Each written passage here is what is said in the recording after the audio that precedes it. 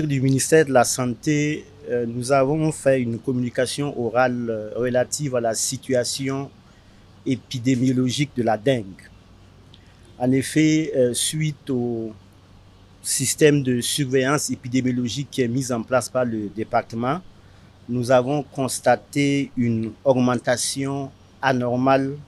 du nombre de cas de dengue au cours de la semaine épidémiologique 32 de cette année, notamment la semaine du 7 au 13 août, au cours de laquelle nous avons noté 737 cas suspects, dont 354 cas probables de dengue et un décès. Et au total, lorsqu'on fait la situation depuis le début de l'année, nous avons enregistré environ 5000 cas suspects de dengue, dont un peu plus de 2000 cas probables, avec 12 décès qui ont été notifiés. Alors, il faut dire que cette hausse du nombre de cas de dengue est essentiellement observée dans les régions des hauts-bassins et du centre, notamment à Bobo-Dioulasso, dans les districts sanitaires de Dafra et de Do, et à Ouagadougou, dans les districts sanitaires de Bogodougou et de Boulmiougou. Alors, face à cette situation, des investigations ont été réalisées et nous avons confirmé cette épidémie de dengue dans la région des Hauts-Bassins et la montée en puissance au niveau de la région du centre. Et donc, le système de gestion des incidents a été activé dans la région des Hauts-Bassins avec le directeur régional de la santé qui a été désigné comme incident manager pour gérer cette situation au niveau de la ville. Alors, le conseil a donné des instructions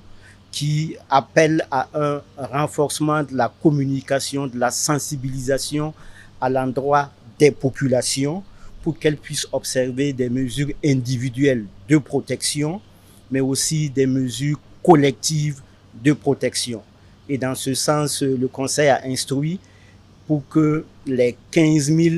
volontaires nationaux agents de santé à base communautaire qui ont été recrutés courant mai puissent être mis à contribution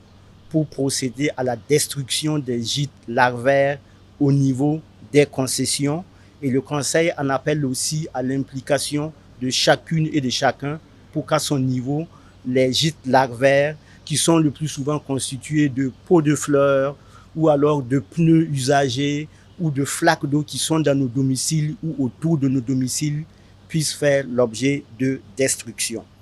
Le conseil a aussi instruit de renforcer la concertation, la collaboration avec les collectivités, notamment avec les délégations spéciales, pour que nous puissions arriver à un meilleur assainissement de notre cadre de vie.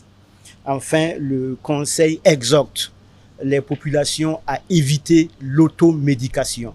Lorsque vous faites des signes à type de maux de tête, de céphalée, de fièvre, donc de corps chaud, évitez l'automédication,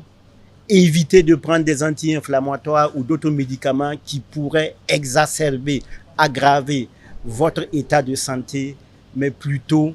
allez consulter dans les centres de santé.